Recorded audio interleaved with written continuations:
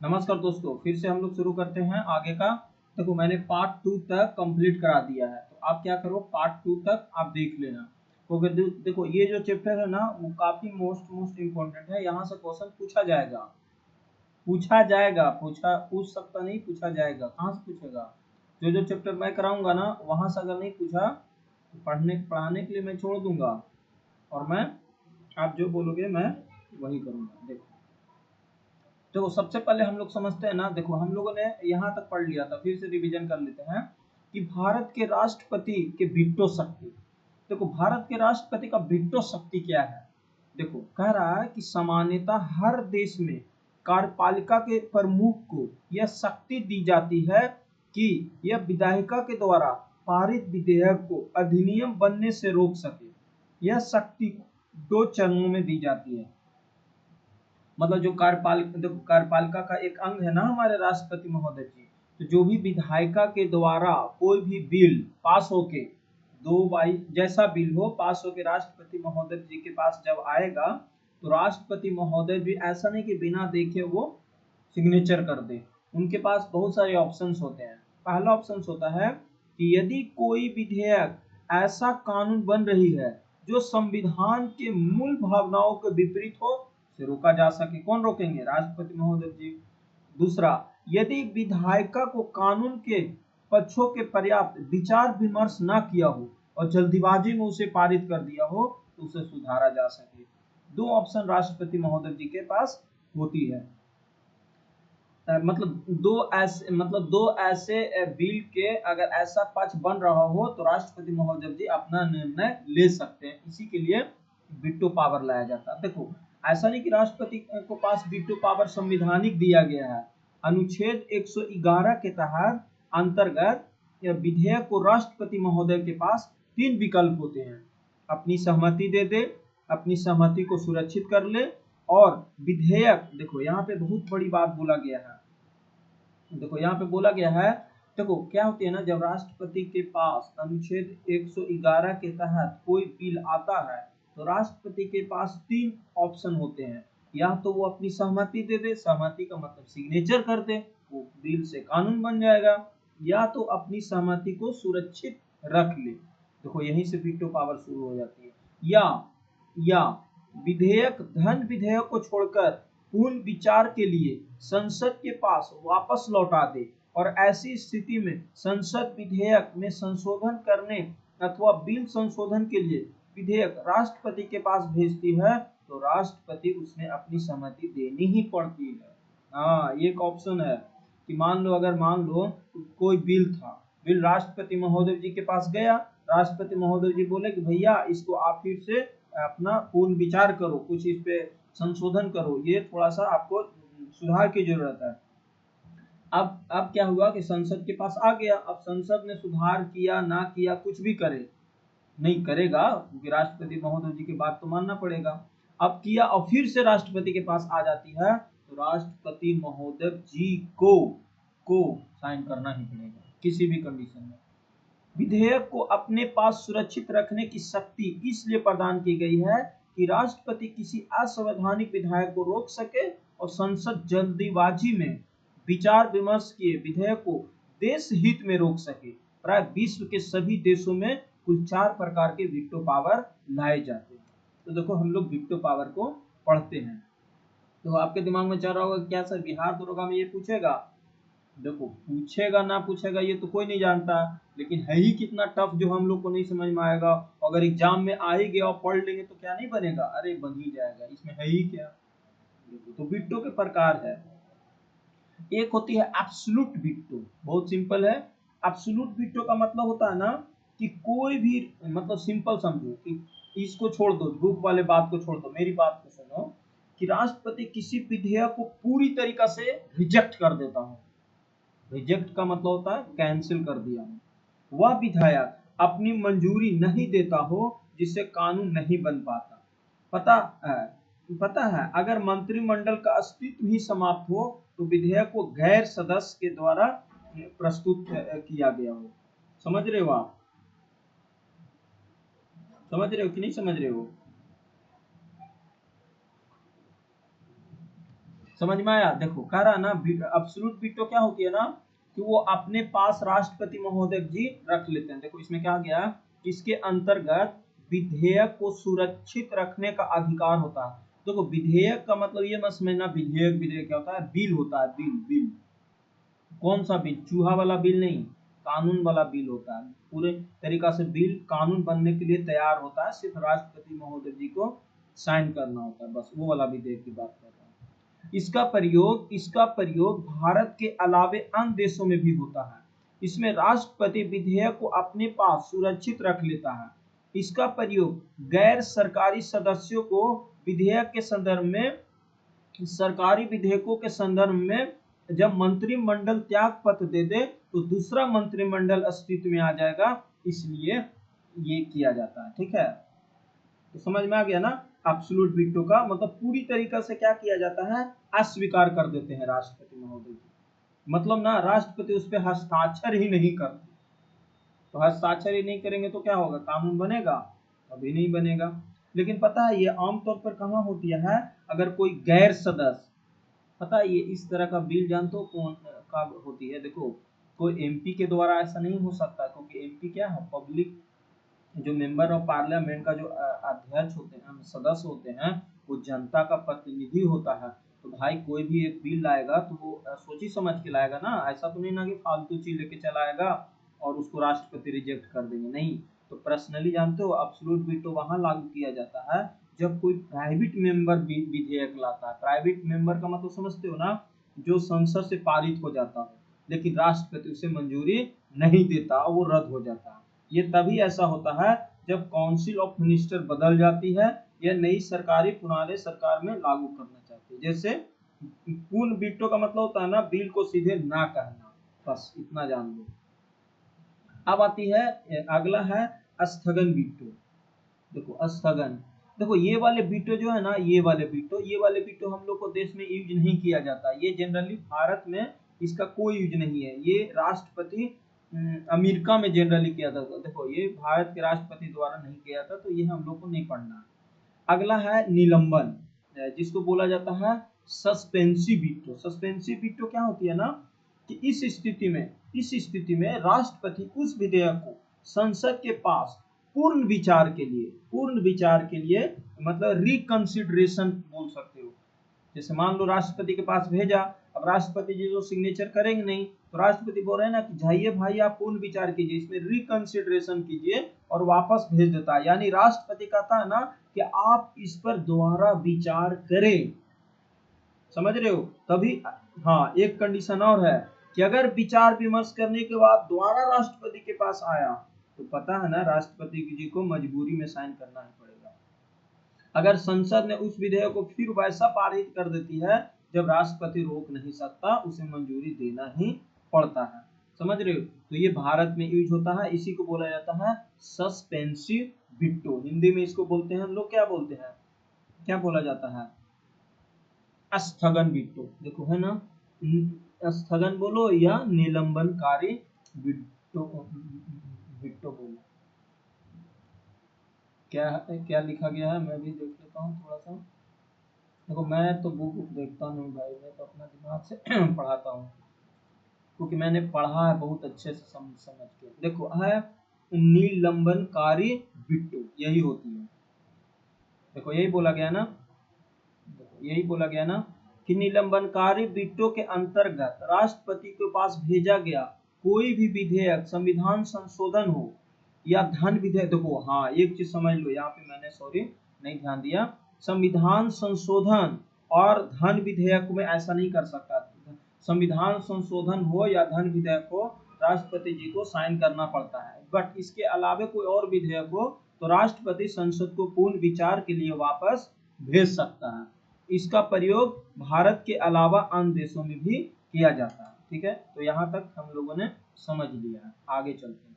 अब होती है पॉकेट वीटो। देखो ये जनरली पता है, देखो यहाँ पे एक बोला गया है कि यदि संसद विधेयक पर पूर्ण विचार करने के बाद संशोधन करके अथवा बिना संशोधन किए राष्ट्रपति के पास पुनः भेजी जाती है तो राष्ट्रपति इस पर सहमति देने के लिए बाध्य है।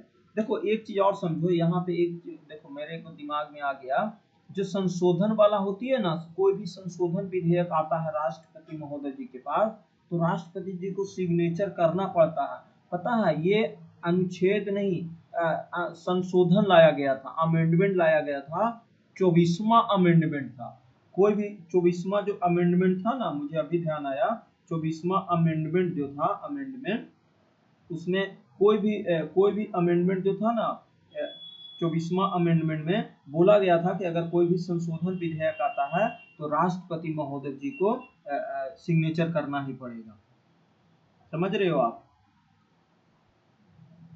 समझ रहे हो? ये पता है दरोगा के मेंस में या दरोगा के पीटी में ये पूछा गया था, ऑप्शंस में डी था। मैं एक क्वेश्चंस कराऊंगा डिटेल में ना, तो मैं बताऊंगा। ठीक है, तो ये है, तो 24वां अमेंडमेंट हुआ था। 24वां अमेंडमेंट जो था वो इसी से रिलेटेड था कि कोई भी संशोधन ही होगा तो राष्ट्रपति महोदय जी को वहां पे सिग्नेचर करना ही पड़ेगा। मेरा आ गया मतलब ना, देखो ये बहुत इम्पोर्टेंट था 24वां अमेंडमेंट। इसमें क्या था ना, मतलब बहुत सारा केस था, तो केस के बाद क्या हुआ 24वां अमेंडमेंट में कि, देखो 24वां अमेंडमेंट में क्या हुआ ना, कि राष्ट्रपति की भूमिका, मतलब ये पूरा डिटेल हम लोग पढ़ेंगे जब संशोधन पढ़ेंगे ना, तो पढ़ेंगे। मतलब जनरली क्या था ना कि मूल संशोधन जब होती थी ना, तो राष्ट्रपति जी कभी कभी सिग्नेचर ना करते थे, तो राष्ट्रपति की भूमिका में क्या बना गया कि मंजूरी देने से मना नहीं कर सकता, ये 24वां संशोधन में मतलब था, क्योंकि राष्ट्रपति के पास वीटो पावर है। तो आपको पता है कि हर चीज में वीटो नहीं लगा सकता है राष्ट्रपति, तो संविधान संशोधन और धन विधेयक को छोड़कर वीटो लगाया जा सकता है। संविधान संशोधन में राष्ट्रपति जी को वीटो पावर हटा दिया गया, ये समझ लो। मैं डिटेल में समझाऊंगा जब संशोधन कराऊंगा ना, तो मैं समझाऊंगा। देखो आ जाता है तो मैं बताना पड़ता है ना, इसीलिए मुझे ध्यान आ गया, और ये दरोगा में पूछा गया था इसलिए मेरे दिमाग में आया। अब अगला है सहमति देने के लिए बात है। देखो पॉकेट वीटो क्या होती है? पॉकेट वीटो होती है कि जब राष्ट्रपति विधेयक को अपने पास ही रख ले, पास ही रख ले, मतलब देखो पॉकेट का मतलब ये मत समझना कि वो पॉकेट है। पॉकेट का मतलब होता है ना कि वो राष्ट्रपति अपने पॉकेट में ही रख ले और कोई डिसीजन ना दे। डिसीजन ना दे का मतलब ना, लंबे समय के लिए वो डिसीजन ना दे, कोई रिस्पॉन्स ना दे, तो उसी को बोला जाता है पॉकेट वीटो। समझ रहे हो आप? पॉकेट वीटो यही होती है, मतलब ना पॉकेट वीटो का मतलब यही होता है कि जब वो शक्तिशाली या अनोखा वीटो माना जाता है, यही पे राष्ट्रपति जी को पावर दिया गया। पता है अमेरिका में ऐसा नहीं कर सकता है राष्ट्रपति, लेकिन भारत में देखो ऐसा कर सकता है। इसलिए कभी कभी अमेरिका के राष्ट्रपति से भी ज्यादा पावर शक्ति हमारे भारत के राष्ट्रपति को दे दिया जाता है। देखो यहाँ पे बोला गया है कि जब राष्ट्रपति विधेयक को अपने पास ही रखे, अर्थात अपनी सहमति या असहमति कुछ ना दे, तो इस मामले में भारत का जो राष्ट्रपति होगा अमेरिका के राष्ट्रपति से अधिक शक्तिशाली हो जाता है, क्योंकि अमेरिका के जो राष्ट्रपति है इसके लिए 10 दिन तक ही रोक सकते हैं, परंतु भारत के जो राष्ट्रपति के पास ऐसा कोई प्रावधान नहीं है। मीन्स अनिश्चित काल के लिए पेंडिंग में चला जाता है, इसी को बोला जाता है पॉकेट वीटो। देखो एक था एब्सोल्यूट वीटो, उसको रिजेक्ट कर देना, लेकिन पॉकेट वीटो में है ना कि कोई निर्णय ही नहीं देना, लंबे समय के लिए कोई रिस्पॉन्स ही नहीं देना, तो क्या होगा, वो पॉकेट वीटो कहा जाता है। देखो पॉकेट वीटो का कुछ इतिहास रहा है बहुत पुराना, जहां जहां पे जो जो भी राष्ट्रपति बने हैं ना, वो यूज किए हैं समय समय पे। देखो 1954 में तत्कालीन राष्ट्रपति डॉक्टर राजेंद्र प्रसाद द्वारा पेशु पेशु पेशु ईस्ट पंजाब स्टेट यूनियन अत्याधिक विनिमय अधिनियम पर अपना स्वीकृति को रोककर रखा गया, अर्थात अत्यधिक वीटो का प्रयोग किया गया। कारण यह था कि उस समय राज्य में राष्ट्रपति शासन लागू था, तो वीटो का प्रयोग किया गया था। कौन सा वीटो था? अत्याधिक वीटो का प्रयोग किया गया था, अत्याधिक वीटो का। ये किसने किया था? डॉक्टर राजेंद्र प्रसाद ने। कब? 1954 में। फिर 1991 में राष्ट्रपति वेंकटरमन द्वारा संसद सदस्यों का वेतन, भत्ते और पेंशन संशोधन विधेयक अत्यधिक वीटो का प्रयोग किया गया था। इस परिस्थिति में यह विधेयक संसद द्वारा राष्ट्रपति के पूर्ण सिफारिश के प्राप्त किए बिना पेश किया गया था। 1986 में राष्ट्रपति जेल सी द्वारा जेपी या पॉकेट वीटो का प्रयोग भारतीय डाक संशोधन विधेयक के संदर्भ में किया गया था। समझ रहे हो आप, समझ रहे हो ना? मतलब ना 1991 में राष्ट्रपति जो थे वो डॉक्टर विक्टर नमन द्वारा संसद सदस्यों के वेतन और पेंशन संशोधन विधेयक को अत्यधिक वीटो का प्रयोग किया गया था। इस परिस्थिति में विधेयक जो थे वो संसद द्वारा राष्ट्रपति के पूर्व सिफारिश के पूर्ण पर किया गया था। समझ रहे हो? तो पॉकेट वीटो का सबसे पहला किसने किया था? ज्ञानी जेल सिंह ने। कब? 1986 में। देखो, संविधान संशोधन विधेयक से संबंधित राष्ट्रपति के पास किसी भी प्रकार का वीटो शक्ति नहीं है। ये अमेंडमेंट हुआ है, पता है? अमेंडमेंट बने, बताया ना, 24वां अमेंडमेंट में ऐसा प्रावधान बनाया गया कि राष्ट्रपति जी क्या बोलते हो, संविधान संशोधन विधेयक में वीटो नहीं लगा सकते। और पता है ये दरोगा में पूछा गया था। ठीक है, देखो यहाँ पे लिख भी दिया गया। अब है कि राज्य विधायिका के संदर्भ में वीटो पावर लगा सकता है कि नहीं। राज्य विधायिका का मतलब समझ रहे हो ना, कि कोई राज्य जैसे क्या होती है ना, होती है देखो जैसे क्या होती है, जैसे मान लो स्पेस ही नहीं है यहाँ पे ना मैं बताता, देखो यहीं पे मैं बताता हूँ। जैसे मान लो कि क्या होती है, विधानमंडल है, विधानसभा से राज्यपाल के पास गया कोई भी, राज्यपाल के पास ही तो जाता ये राज वाले, तो राज्यपाल के पास जाता, और राज्यपाल के पास भी 3 ऑप्शन होते हैं, और राज्यपाल क्या किया, राष्ट्रपति के पास भेज दिया। तो वो क्या राष्ट्रपति महोदय जी वीटो लगा सकते हैं या नहीं? बिल्कुल लगा सकते हैं। देखो कैसे लगाते हैं, यहाँ पे डिटेल में दिया गया है। देखो क्या दिया गया है कि राष्ट्रपति देश का राष्ट्राध्यक्ष होता है, जो देश की एकता के बारे में, अखंडता के बारे में सुनिश्चित हो और सहानुभूति को स्थापित करने में विभिन्न अधिनियमों के माध्यम से मार्ग प्रशस्त करता है। एक तरफ जहां संसदीय विधेयक को संसद के वीटो शक्ति का प्रयोग कर असंवैधानिक विधानों को रोकने में सक्षम हो, वही दूसरी तरफ राज्य विधायिका द्वारा विधेयक को अपनी अधीनस्थ अधिकारियों के माध्यम से असंवैधानिक विधायकों को लगाता है। राष्ट्रपति के पास ऐसा पावर दिया गया है वीटो पावर। देखो, चूंकि राज्य विधायिका द्वारा पारित विधेयक राज्यपाल की स्वीकृति के बिना ही कानून नहीं बनता। राज्यपाल राष्ट्रपति द्वारा नियुक्त अधिकारी होता है, जो अपने संघीय स्वरूप के आधार पर क्या करता है, प्रदान करता है। यदि ऐसे राज्य विधायिका को पारित विधेयक राज्यपाल के समक्ष प्रस्तुत करना होता है, तो राज्यपाल के पास अनुच्छेद 200 के तहत 3 विकल्प होते हैं। देखो बहुत सारे विकल्प होते हैं। पहला, ये विधेयक को अपनी सहमति प्रदान कर दे, साइन कर दे, कानून बन जाएगा। वह अपनी सहमति सुरक्षित रख ले, कोई जवाब ही ना दे। यह विधेयक धन विधेयक को छोड़कर राज्य विधायिका को पूर्ण विचार के लिए लौटा दे, जहां से आया वहीं लौटा दे, या तो विधेयक को राष्ट्रपति के लिए विचार अधीन संरक्षित कर दे, या तो राष्ट्रपति के पास भेज दे। तो देखो राष्ट्रपति के पास जब भेजा जाता है तो क्या होता है, तो देखो क्या होती है, आ गया ना बात।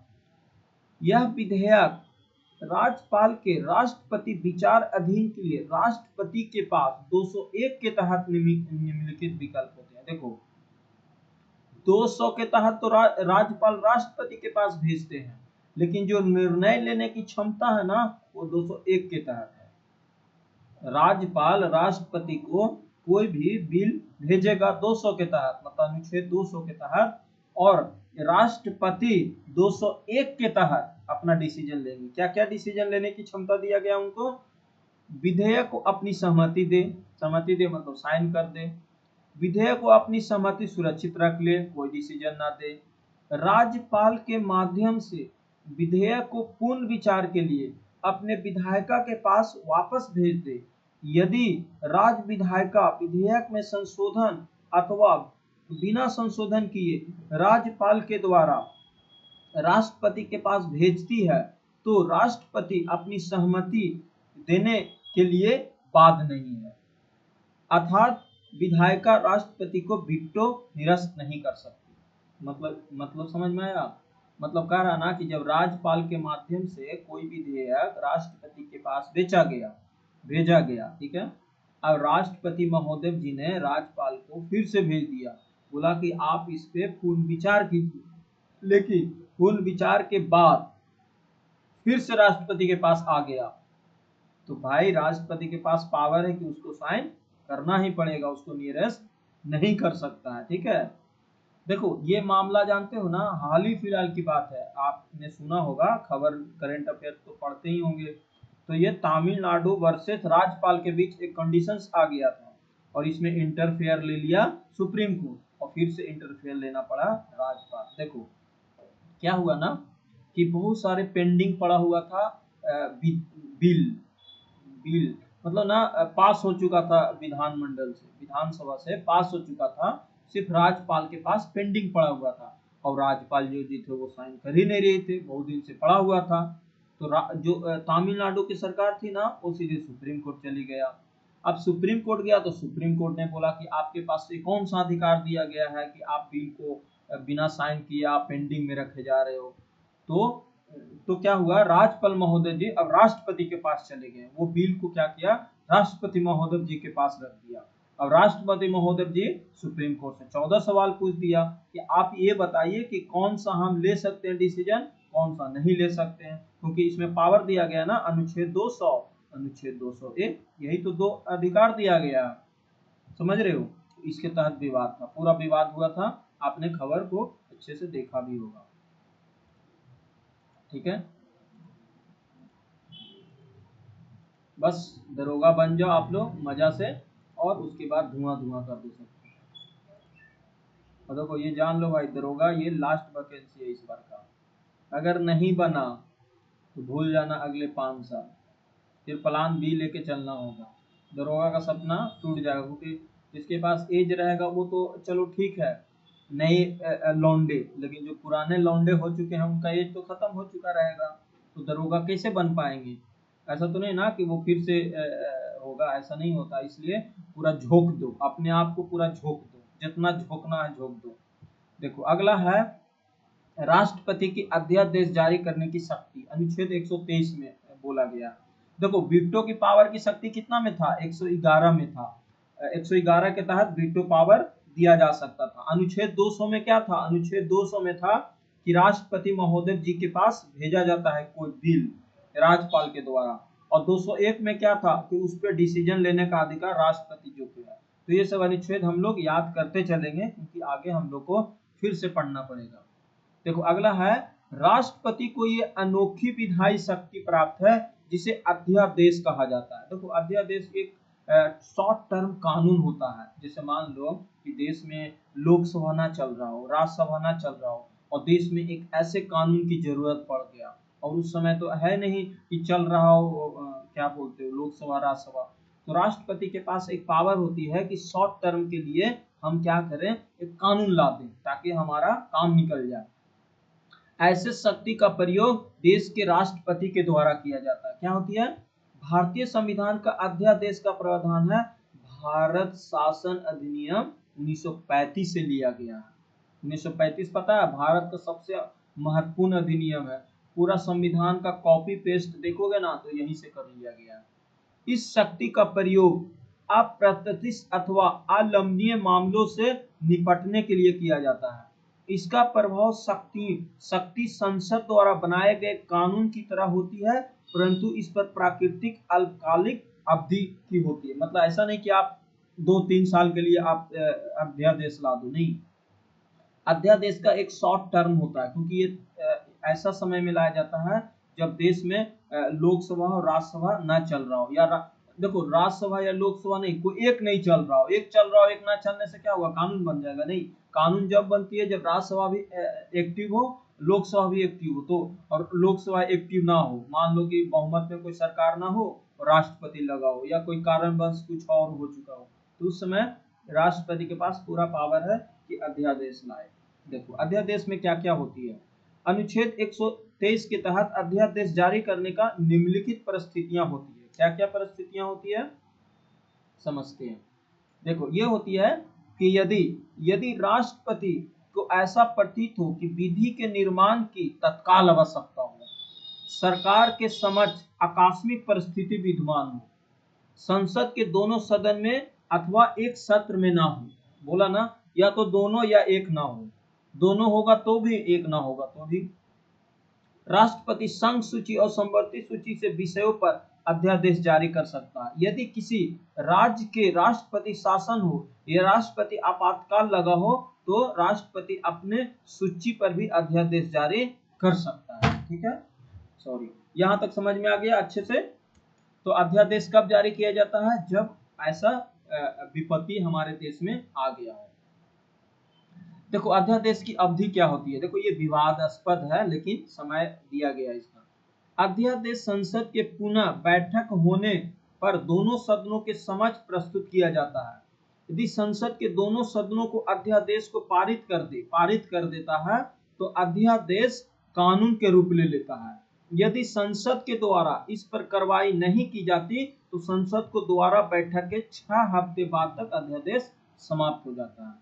मतलब समझ रहे हो ना कि अध्यादेश का रूल है कि आपने, राष्ट्रपति महोदय जी, आपने तो अध्यादेश जारी कर दिया लेकिन अध्यादेश को आपको संसद के पटल पे रखना पड़ेगा और उसको लागू करना पड़ेगा। अगर संसद को लगता है कि जो राष्ट्रपति महोदय जी ने जो अध्यादेश जारी किया है वो देश हित के लिए सही है तो वो पारित हो जाएगा।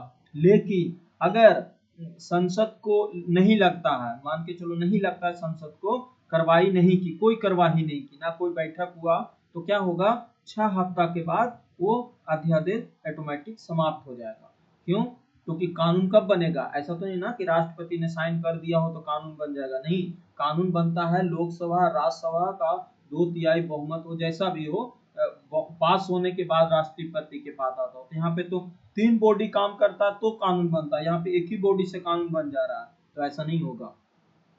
यदि संसद के दोनों सदन के अध्यादेश अनुमोदन कर दे तो यह निर्णय 6 सप्ताह के अवधि से पहले ही समाप्त हो जाएगा।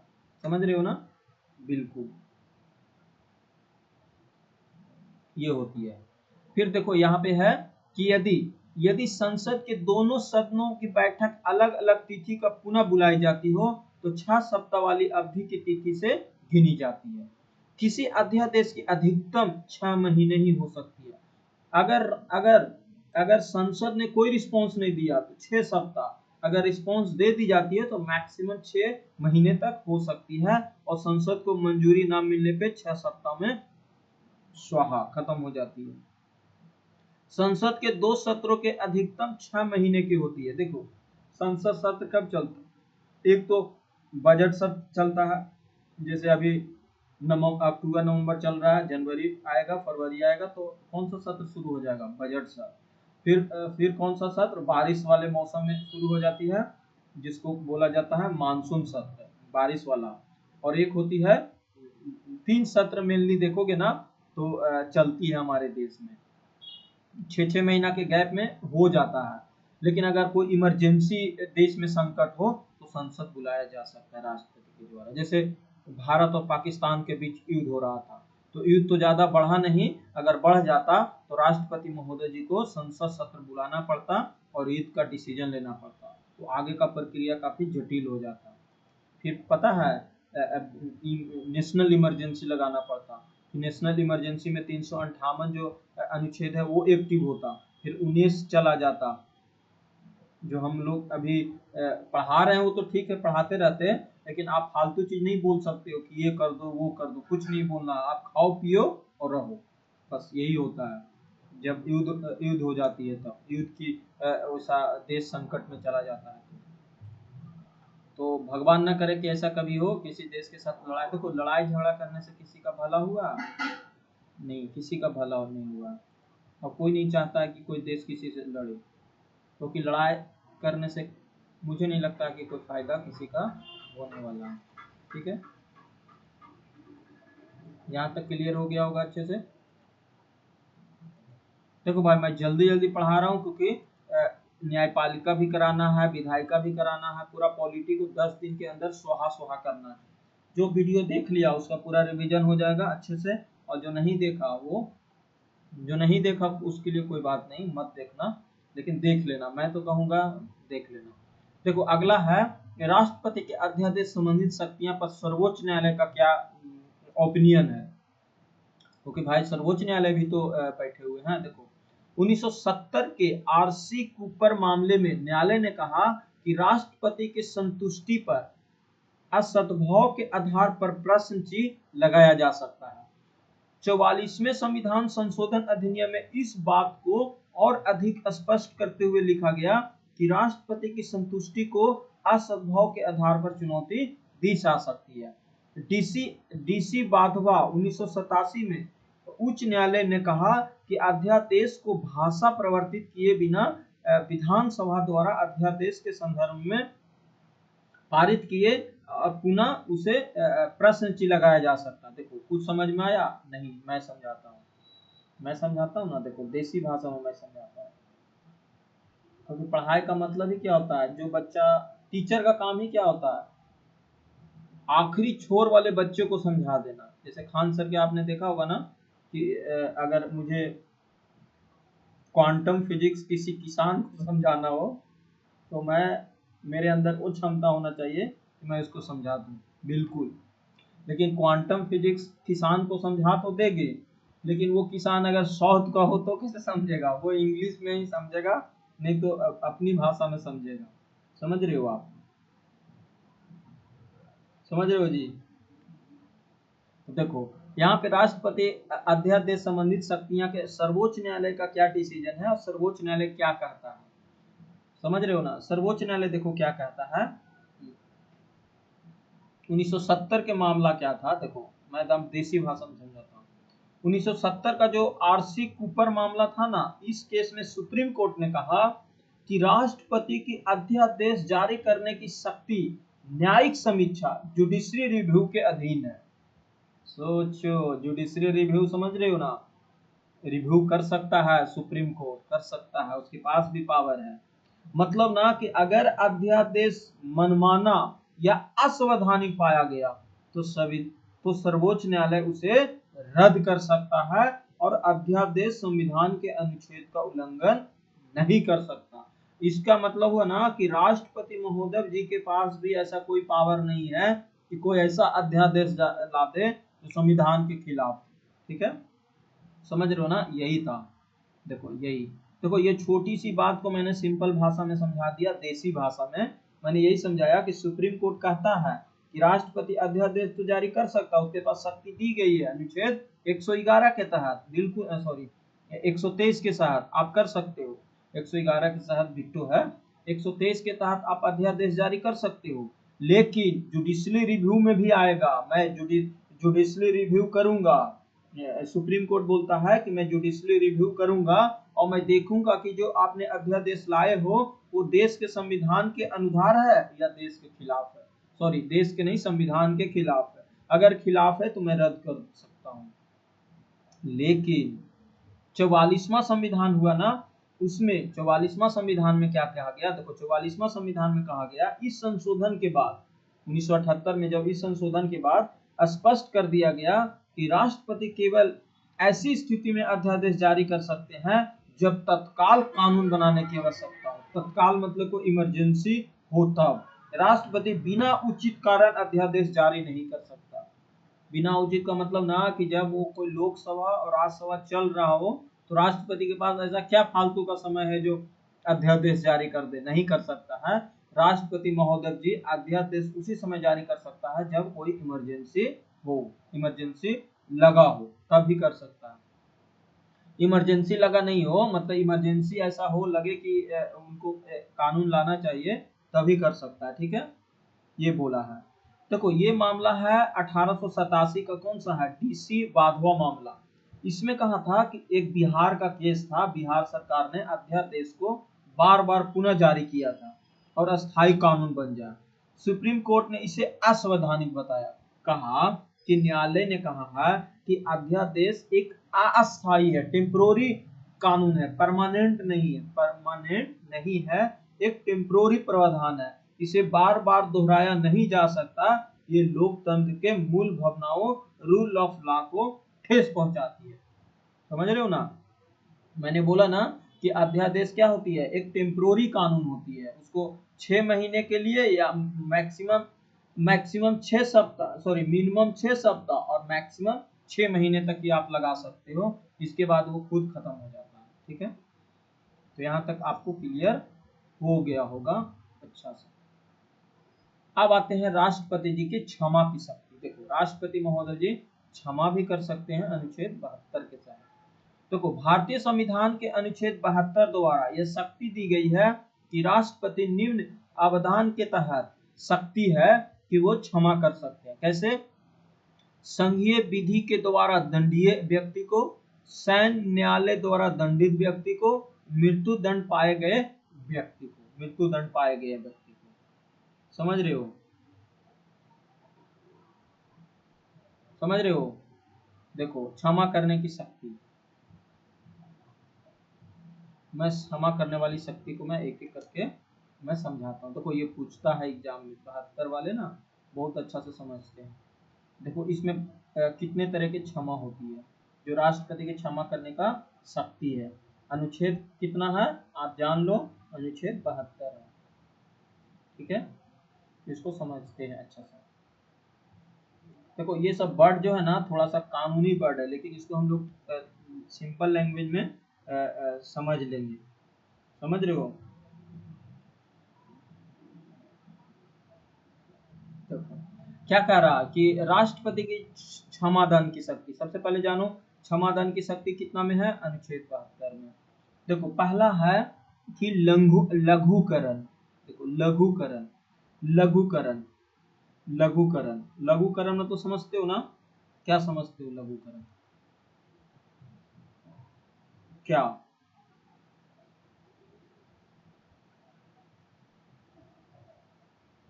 रुको रुको रुको एक सेकंड। देखो लघुकरण का मतलब देखो कह रहा कि सजा की प्रकृति को बदलना, मतलब अगर वो मृत्यु दंड को कठोर कारावास में परिवर्तित करना। लघुकरण का मतलब होता है कि छोटा कर देना। ठीक है, समझ रहे हो ना? यस।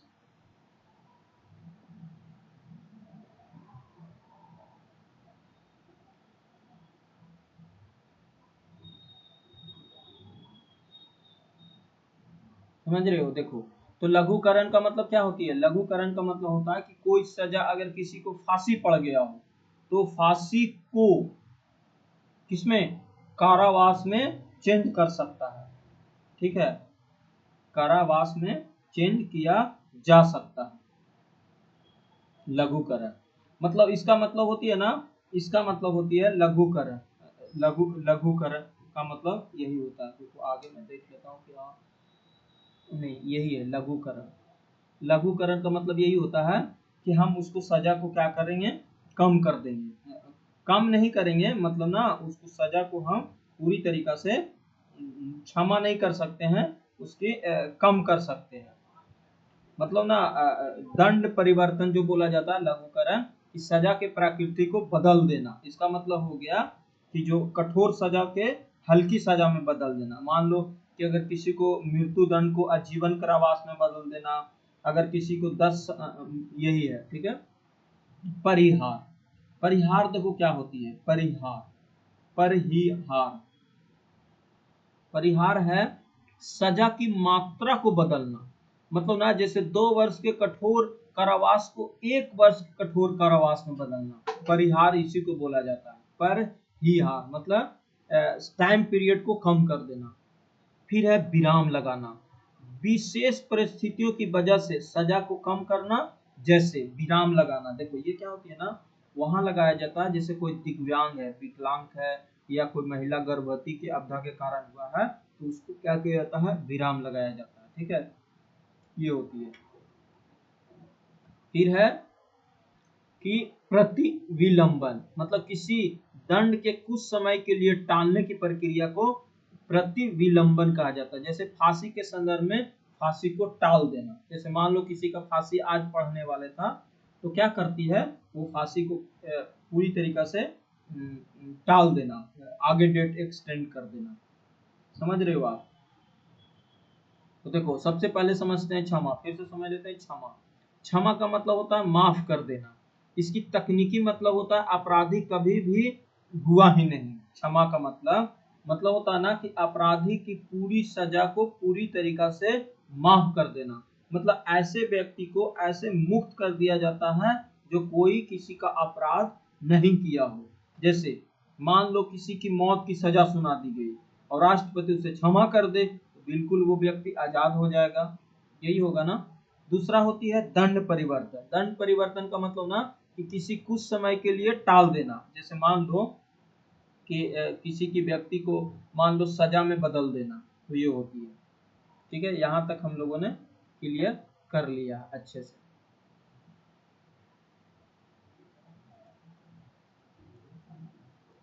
मैं देखो इसको और अच्छा से समझा देता हूँ। देखो ये पूछ देता है एग्जाम में कि क्या है क्षमा, तो समझ में आ गया ना, क्षमा कर देना। यहाँ तक क्लियर हो गया होगा। विराम प्रतिलंबन क्या होती है, उनकी फांसी को टाल देना। विराम क्या होती है कि परिस्थिति विराम। देखो विराम का मतलब होता है ना कि जो दिव्यांग होती है या जो महिला प्रेग्नेंट होती है उनको सजा को थोड़ा सा राहत देना। और परिहार का मतलब होता है कि सजा को कम कर देना। मान लो 10 साल का सजा है तो वो 5 साल में कन्वर्ट कर देना। और लघुकरण का मतलब होती है इस जो फांसी पड़ने वाली थी उसको सजा में चेंज कर देना। ठीक है, लेकिन यहाँ तक देखो यहाँ है, यहाँ पे बोला गया है कि ये संविधान के अनुच्छेद 161 के द्वारा राज्यपाल के पास भी शक्ति दी गई है क्षमादान का। देखो 72 में तो राष्ट्रपति को दिया गया और अनुच्छेद 161 के तहत राज्यपाल को दिया गया। लेकिन राज्यपाल ऐसा नहीं कर सकता है कि राज्यपाल किसी विधि के द्वारा अपराध को दोषी व्यक्ति की यह शक्ति करता है कि वो मृत्यु दंड को क्षमा करने के अधिकार सिर्फ और सिर्फ राष्ट्रपति महोदय जी को है, राज्यपाल को नहीं। यह जरूरी है कि अनुच्छेद के अधीन किसी भी राज्य के राज्यपाल द्वारा प्रदत्त मृत्यु दंडेश को निलंबन, परिहार और लघुकरण की शक्ति को प्रभाव नहीं डालेगी। समझ रहे हो ना। मतलब वो इतना बोल सकते हो ना कि जो फांसी पड़ती है ना उसको माफ करने का सिर्फ और सिर्फ राष्ट्रपति जी को ही पावर दिया गया है। समझ रहे हो आप। यस। अब आते हैं, देखो कुछ संबंधित अनुच्छेद है, पूरा संबंधित अनुच्छेद नहीं है, मैं पूरा A to Z अनुच्छेद में आपको समझा देता हूँ। एक बार रिपीटेशन कर लेते हैं। अनुच्छेद 52 से 78 तक हम लोगों ने पढ़ लिया ना। तो राष्ट्रपति का मामला अभी हम लोग को ऑलमोस्ट खत्म होने वाला है और भी हम लोग पूरी तरीका से पढ़ लेते हैं। देखो सबसे पहला होती है, देखो यहाँ पे देखो 52 से 78 तक। देखो सबसे पहले मैं 52 की बात करता हूँ। 52 में क्या बोला गया है कि भारत का एक राष्ट्रपति होगा। कौन? भारत का एक ही राष्ट्रपति होगा भाई, 2-4 राष्ट्रपति नहीं हो सकते हैं। भारत का सिर्फ और सिर्फ एक राष्ट्रपति होगा। 52 में कहा गया। 53 में कहा गया है कि संघ की कार्यपालिका शक्ति जो होगी वो राष्ट्रपति में ही निहित होगी। 54 में कहा गया है कि भारत का निर्वाचन किया जाएगा और उसमें कौन कौन भाग लेंगे, तो आपको पता है कि संसद के दोनों सदन के निर्वाचित सदस्य, विधानसभा के निर्वाचित सदस्य और दिल्ली और पुडुचेरी के निर्वाचित सदस्य भाग लेंगे 54 में। 55 में कहा गया है कि राष्ट्रपति का चुनाव का तरीका कैसा होगा ये बताया गया। मतलब ये कैसा होता है, अनुपातिक एकल संक्रमण अनुपातिक पढ़ने के होता है। 55 में कहा गया है।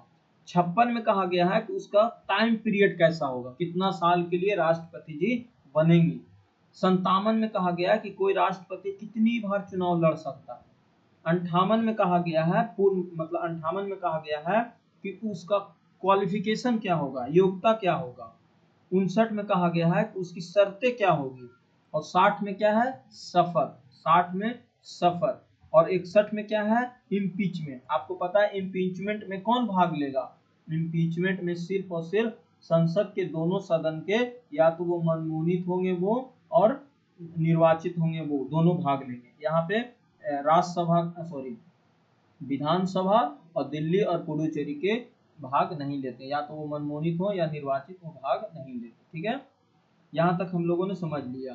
फिर 61 में 62 में देखो क्या बोला गया है 62 में कहा गया ना कि कोई भी राष्ट्रपति की अगर पद रिक्त हो जाता है, रिक्त किसी भी परिस्थिति में हो सकता है, या तो वो इस्तीफा दे दे, या उनकी तबीयत खराब हो जाए कुछ समय के लिए, या मृत्यु दंड सॉरी मृत्यु हो जाए, तो क्या होगा, उस समय के लिए राष्ट्रपति का पद खाली हो जाएगा। और जो राष्ट्रपति का पद खाली होगा तो उसके समय में राष्ट्रपति के जो पद खाली होगा तो उपराष्ट्रपति महोदय जी कार्यवाहक राष्ट्रपति के रूप में कार्य करेंगे, या तो अगर वो उपस्थित नहीं है तो मुख्य न्यायाधीश करेंगे, या अगर वो उपस्थित नहीं है तो कोई वरिष्ठ न्यायाधीश करेंगे, लेकिन 6 महीना के अंदर उसे चुनाव कराना होगा। तो ये 62 में दिया गया है रिक्त होने पर।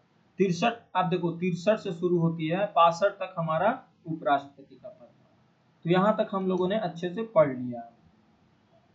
देखो अब है ना कि राष्ट्रपति को देखो और आगे पढ़ते हैं। यहाँ तक हम लोगों ने अच्छे से पढ़ लिया था, यहाँ तक कोई कंफ्यूजन आपको नहीं होना चाहिए।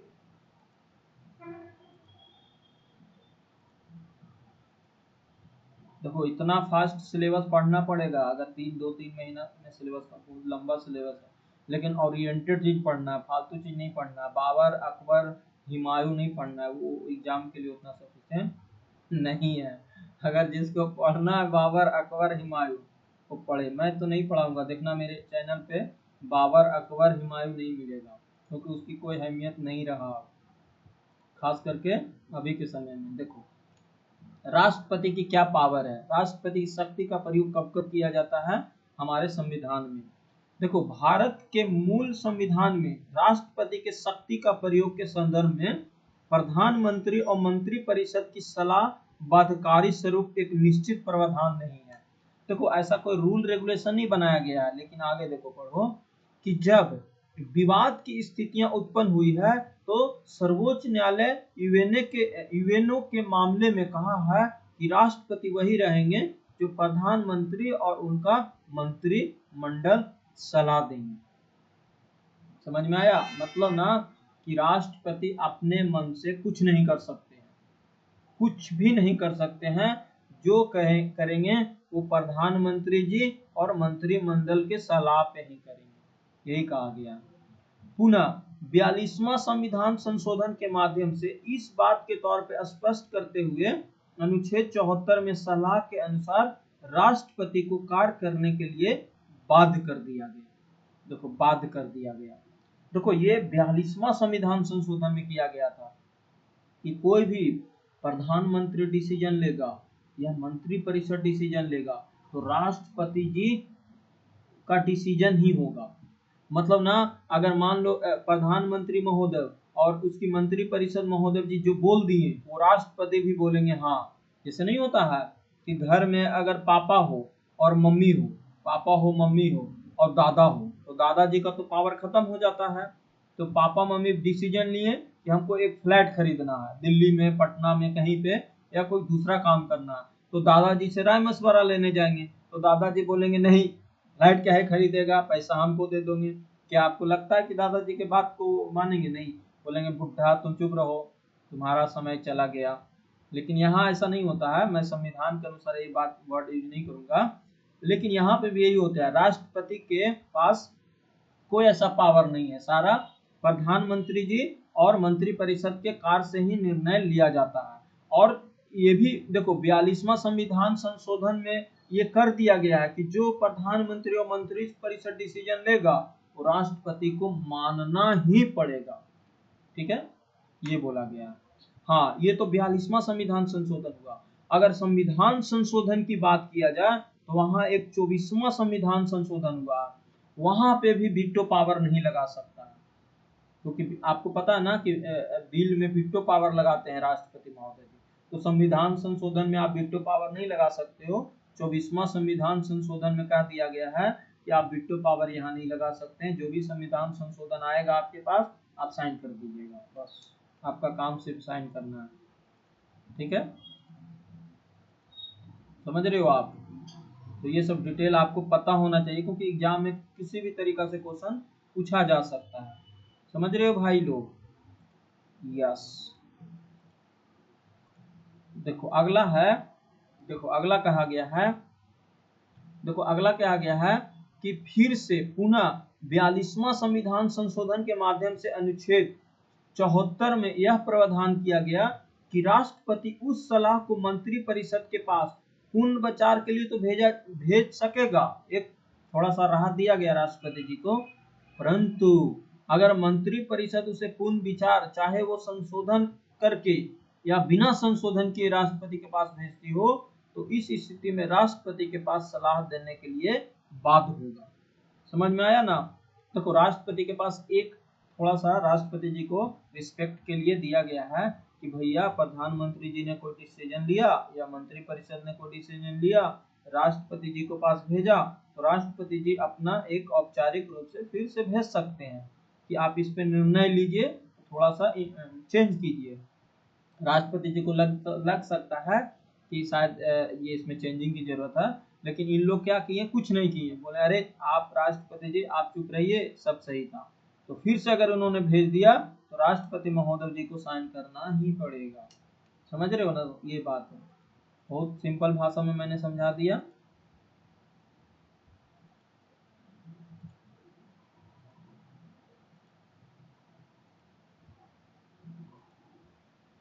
देखो आगे चलते हैं, देखो आगे कर रहा है। देखो ये जो है ना, क्या राष्ट्रपति रबड़ की मुहर है? देखो ये अलग चीज है, इस पे हम लोग नहीं फंसेंगे, ये क्वेश्चन उतना नहीं है। ऐसे देख लेते हैं कि एग्जाम के लिए है एग्जाम के लिए है, पढ़ लेते हैं क्योंकि बुक में दिया हुआ है ना, पढ़ लेते हैं। देखो क्या राष्ट्रपति रबड़ की मुहर है? रबड़ की मुहर क्या होता है? कुछ भी आया साइन कर दो, ऐसा नहीं। देखो यही कहा गया है कि संविधान के उपबंध के अनुसार राष्ट्रपति मंत्री परिषद की मानने के लिए बाध्य है, किंतु इतने फर्ज से यह निष्कर्ष निकाल लेना गलत होगा कि राष्ट्रपति सिर्फ एक रबड़ की मुहर है।